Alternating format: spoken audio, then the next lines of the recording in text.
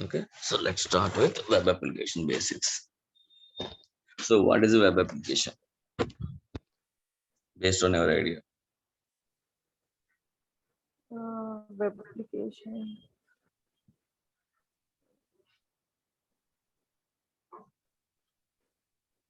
Hmm? Web Hello, application. Hello. your voice is low. Okay, నిమిషం.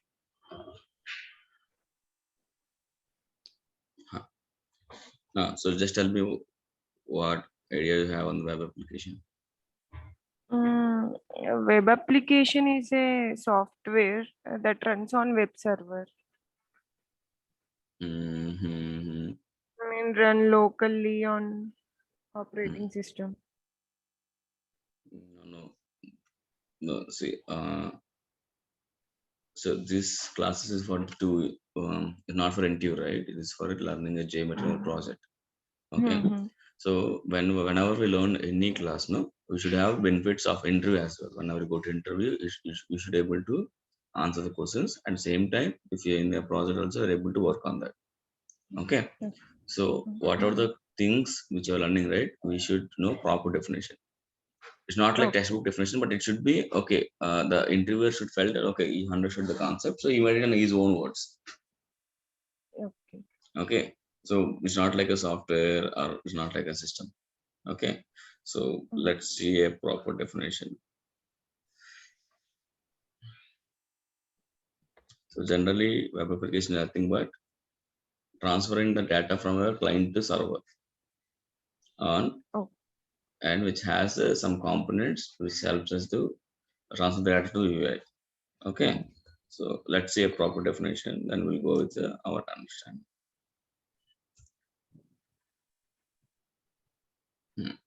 The application that software runs on the web server, unlike computer-based server. Run, oh, you said this one. You said this one, right? Yeah. No, no, this Mm. is also not. This is like a very basic, but whenever doing experience, right? So this is not a Mm. proper one. Let me tell you exactly. Uh, Let me tell you with image so that you'll understand. Okay. So see, let's say, uh, suppose if you take Amazon, yeah, you just take Amazon, right? So in Amazon, what you are doing? Online shopping. It's online shopping, right? So do you ever felt that how that it works in the back end? No. No, right? So Mm. generally, so like web application, nothing but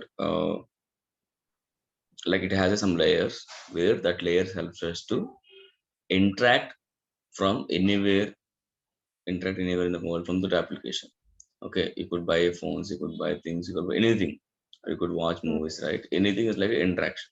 So how it works means it has some particular layers of components like application layer, web layer, DB layer, and UI. With all these components it can able to frame a one component, one main component.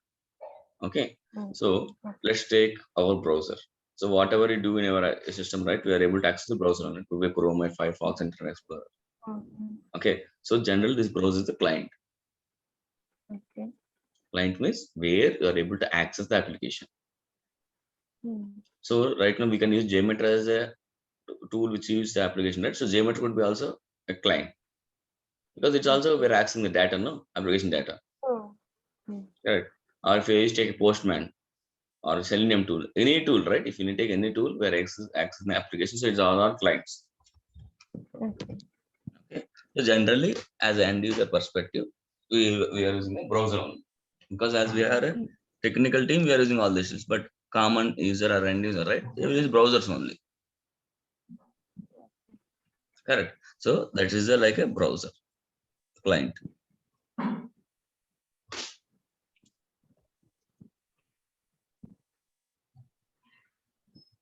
Okay. Right. So now whenever you hit Amazon.com or Facebook.com, Gmail.com or browser, right, you are getting the data. Correct. What could be? It could be any application you are able to access from the browser and you are getting the data back. Okay. So what happens, right? Whenever you hit the facebook.com. Okay, so your one request will frame from your browser and that will go to the server. Yeah.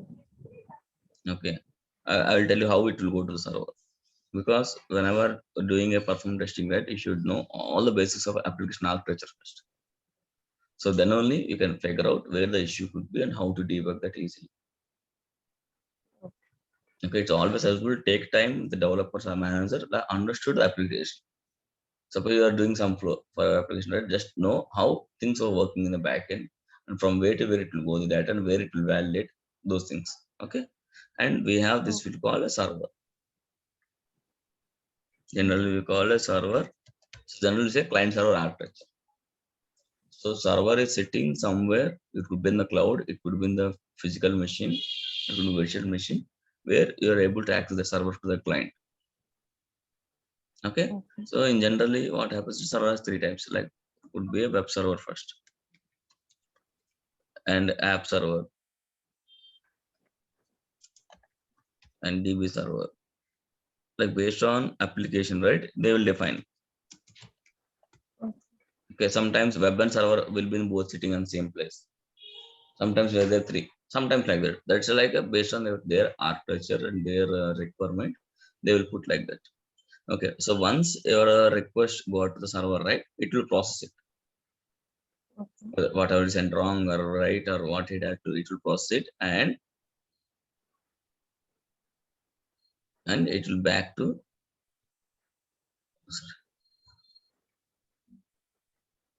and it will get back to the response to the browser. Okay, where you will see the data, right? When you hit the Facebook server. So Mm-hmm. hello. Yeah. Yeah, okay. Right. Yep. So you are able to see the data in a fraction of seconds, correct? 2 to 3 seconds Yes. mostly. Hmm. So what Hmm. happens in the 2 to 3 seconds, it is going all this process. Okay. Okay. And if you see here, this we are sending, right? This we call request. Okay. And what our server is getting from Response. the response. Okay. So now this is Hmm. web server and this is a client. Now how these things happening? So these things were called APIs, application programming interface. So this API will help us to communicate the client and server. Without that, you can't run any web application or you can't communicate.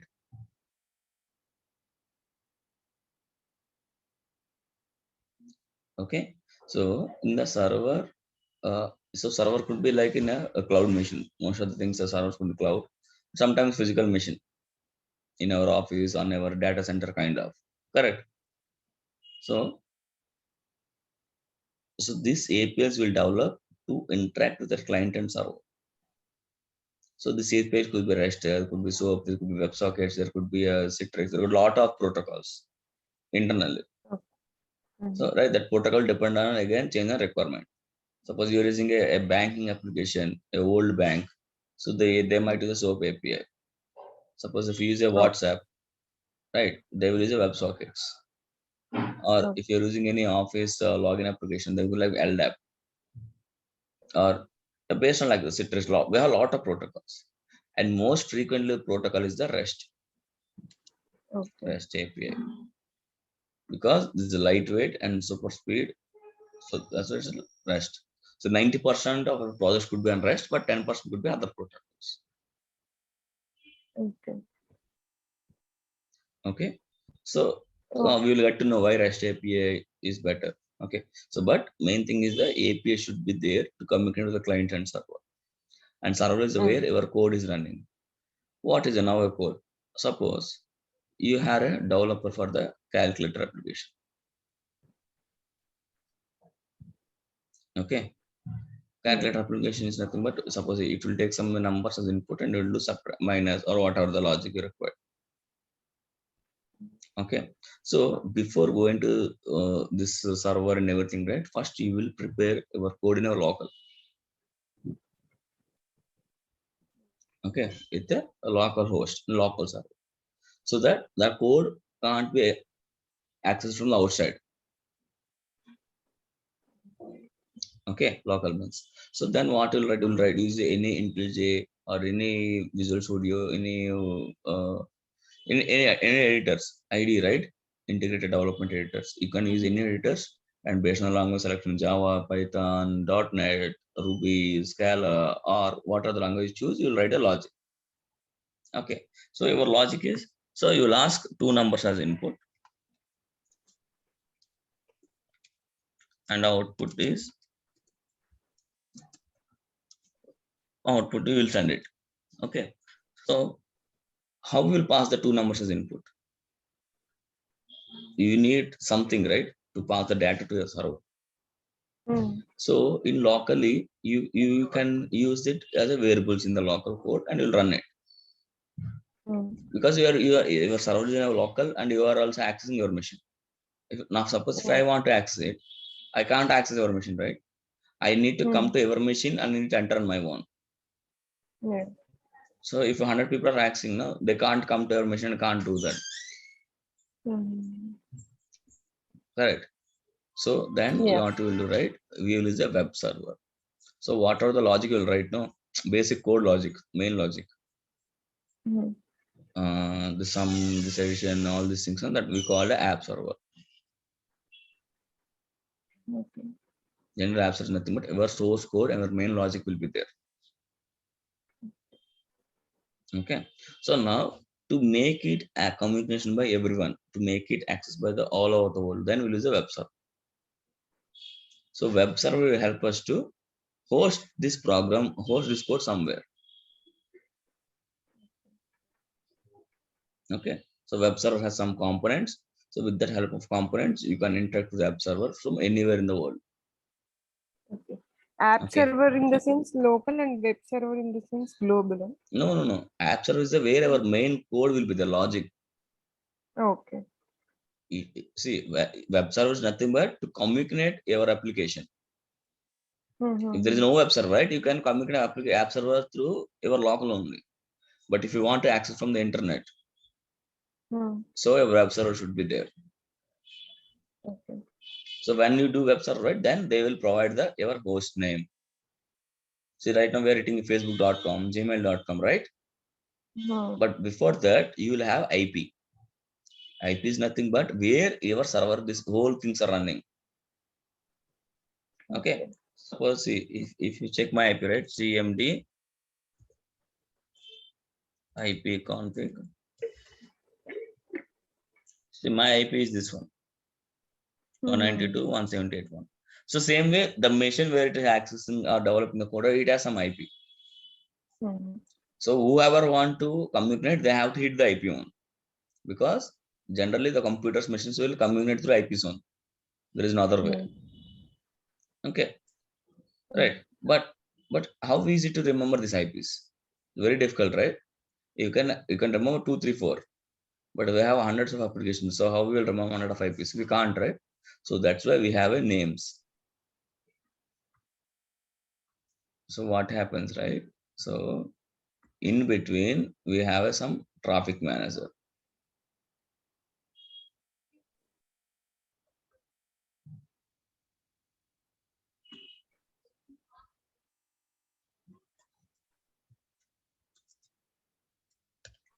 Okay. So right now we have IP. So now we are able to access application from IP.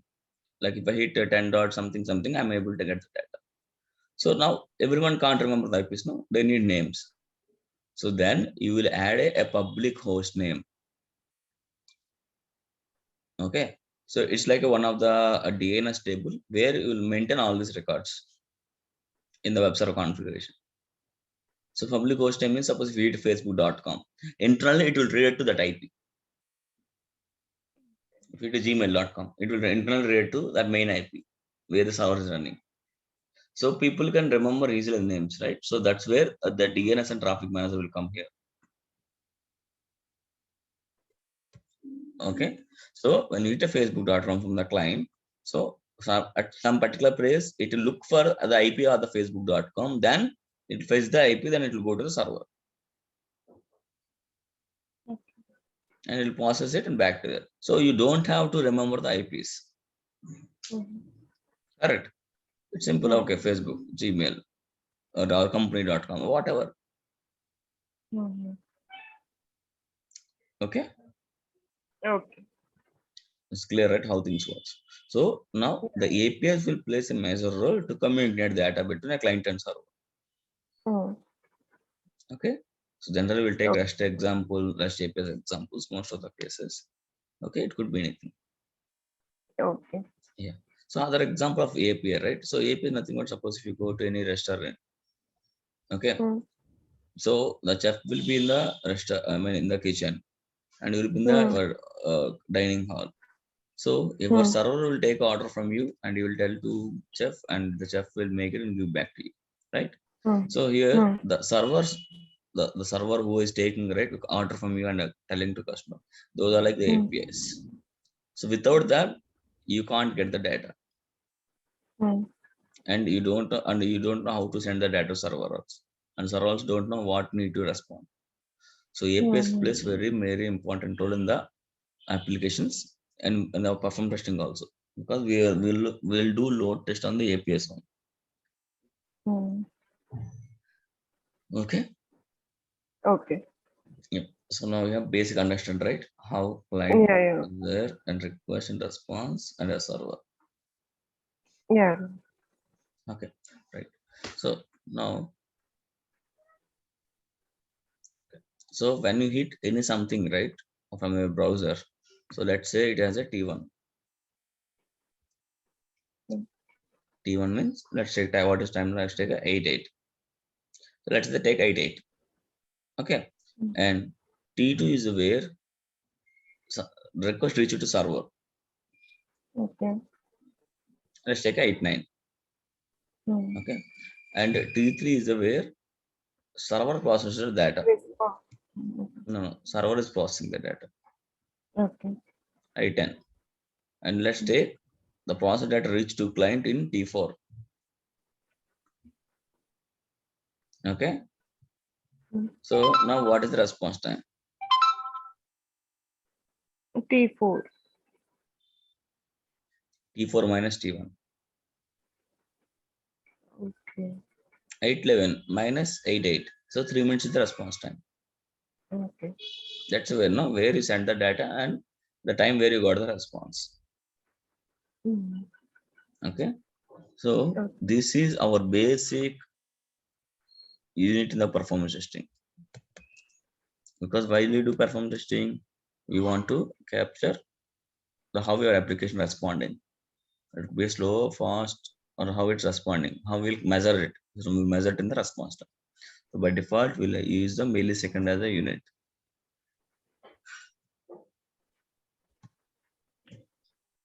Okay. So now here T4 minus T1 is the response time. But so that is like that's like a response time. But what is actually happening? Because there is some time it could vary in the T1 to T2 or if T2 to the T3. Correct. So if server is taking more time, the processing time. So your response time will increase. Or the time which client to server is increasing, or then your response time will increase, because all these are combination of the response time. So if any of the part is taking more time, your response time got increased. So what happens if response time increases? The end user won't be satisfied with the application. He will be moving out to other application. Okay, right. So like as we missed the basics, right? So I will tell one point. So in the why the performance testing is got crazy, because everyone has a web applications now, all the applications, all the leads. So if a end user is like feeling that okay, this website is slow, these are not good features, is immediately moving to other website, because there are other websites which have providing better resources and better faster. Okay. So that's why everyone want to know how good or bad is their application, so that they can develop and they can fix it. Okay, but these days, right? If you feel that okay, this is not a good one, no, you won't touch it. Obviously, unless if you don't have any other website. Suppose if you take a government websites, no. So even though that's fast or slow, you have to do, because you don't have any other options. Hmm. You have to wait. But if you take a e-commerce, if your Amazon is not working, you'll go to Flipkart. If you go to Snapdeal, you go to any other websites. Yeah. So your response time plays a very major role here. Mhm. The better the application is, the better the good rate in the end users. Okay. Okay. So right. Other unit is the throughput. Hmm.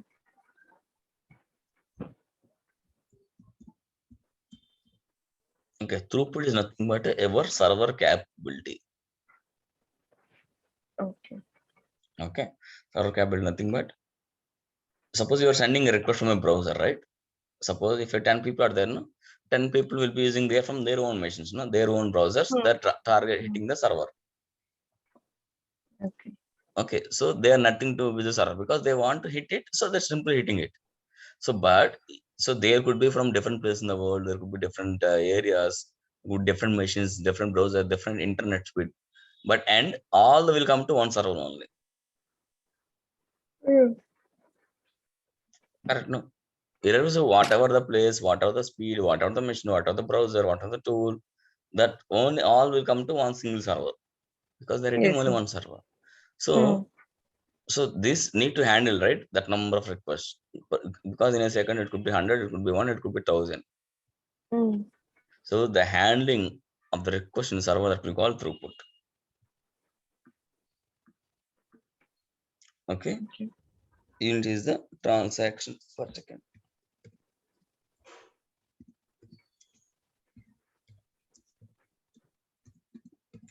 Okay. Transaction per second means in a second how many transactions handling. TPS. Okay. So if you multiply into Oh, 60, then you will get a transaction per minute. okay. Okay. Right. So right now let's take Amazon.com, which is a US website. Okay. Hmm. You Hmm. are accessing it from India, and you see your response time is 3 seconds. Hmm. And your friend is accessing same website in the US, and they can see around 2 seconds. Hmm. So what could be the difference? Why 1 second is Network. difference? Network. Network Network. means Hmm. API. no, that we call latency. Okay. Okay, the network delay is there nothing but latency, the term. Okay. Okay. Okay, so why that happens? Let's see.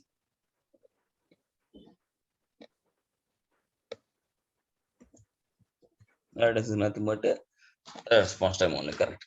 Okay, let's see. Hmm. Suppose if a server is sitting in the US, okay, Hmm. and our friend is sitting in the from the US region only. So the Hmm. request has to go a limited number of transformers, or I mean that routers. Okay, so it will immediately get back the response back to you. But when you Hmm. are hitting the assembly from India, right, or in other Hmm. place, where because your server is hosted in America and you are in the India, right? So you have to go some specific number of routers to outside. Hmm. Okay, it's not like suppose you are not using any network speed of US.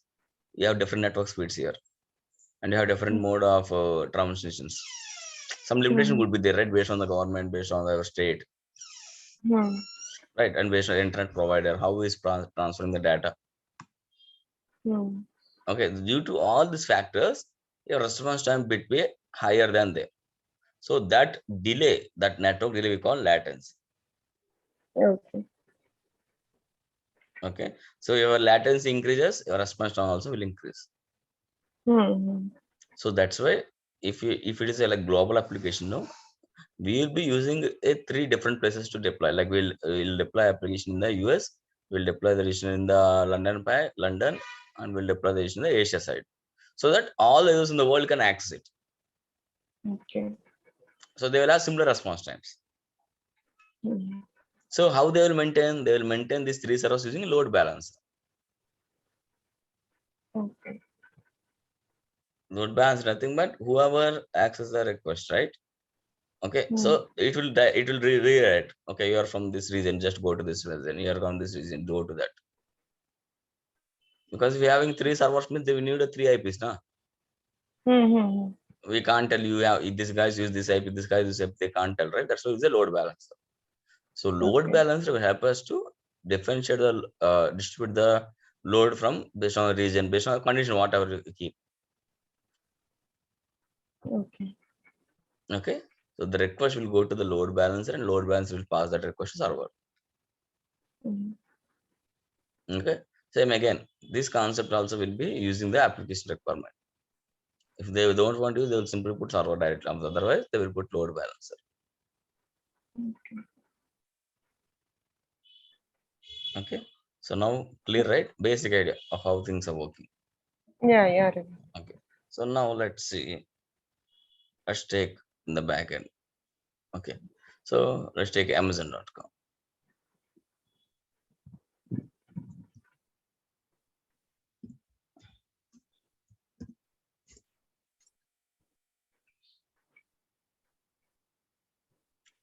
Okay, so when I hit Amazon.com, I got this data.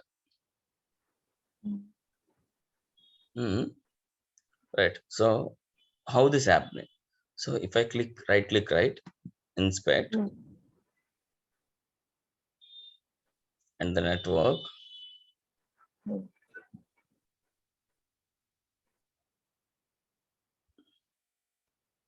okay, so network. So whatever I hit here, it will frame a API, the browser, and that API will display here. Okay, let's see, let's click on this Amazon Basics. See, it triggered all these images and it got the response. Let's see, let's see the image. What? So this is some rocket symbol. See, they are using here. So what application will do it? It will fetch different things from server and they will consolidate and they will keep here. Okay, so to add to this page, if like to load this page, right, it will need all these APIs. Say around 200 requests. You can see here 205 requests.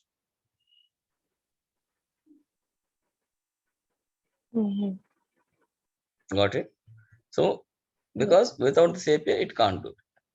Now we need to understand how this is working in this way.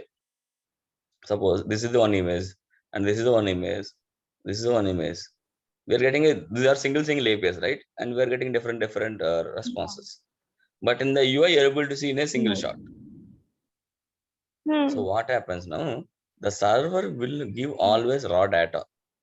I mean, the response will be raw, like simple data only. Let me show like this, simple data only.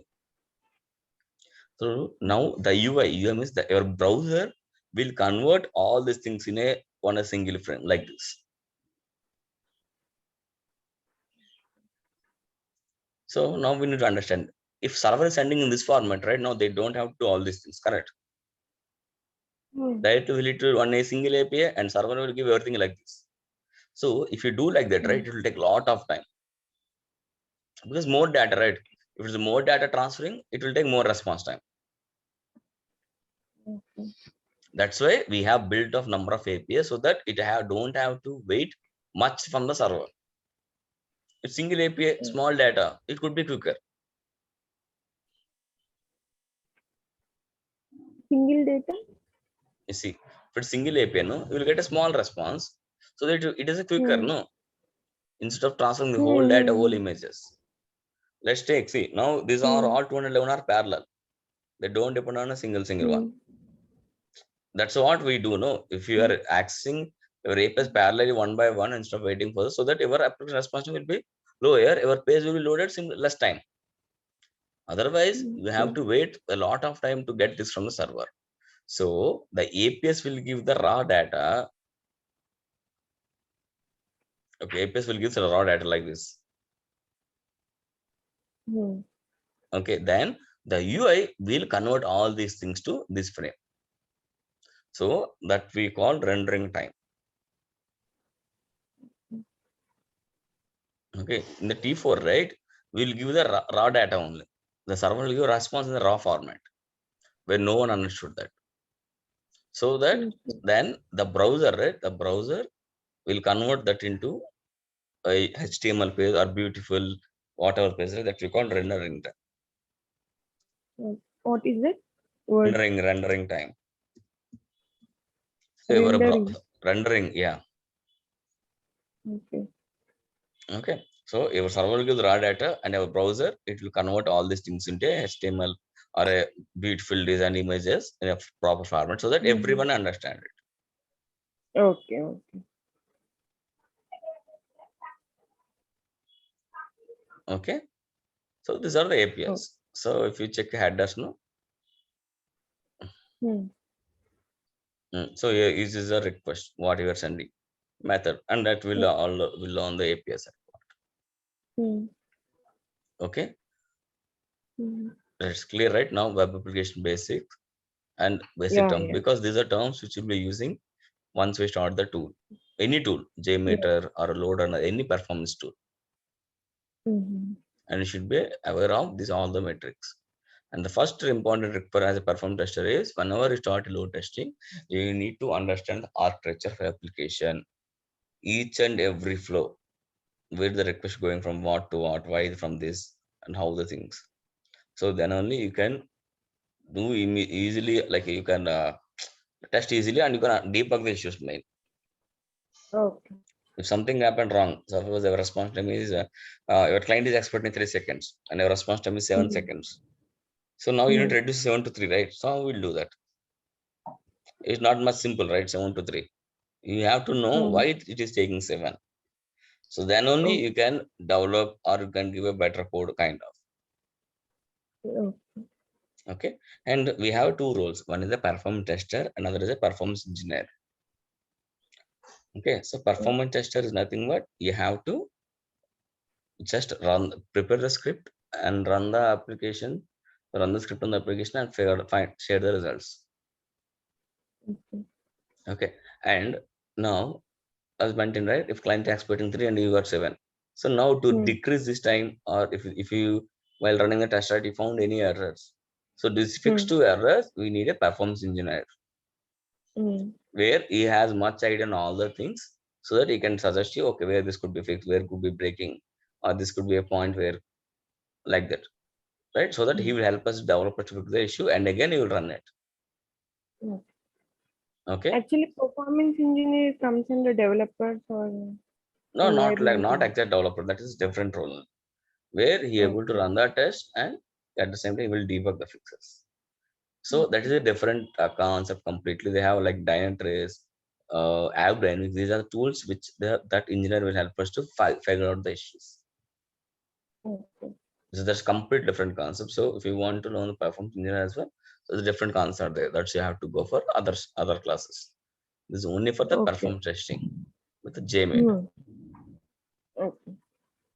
Okay, it's clear, right? Yeah.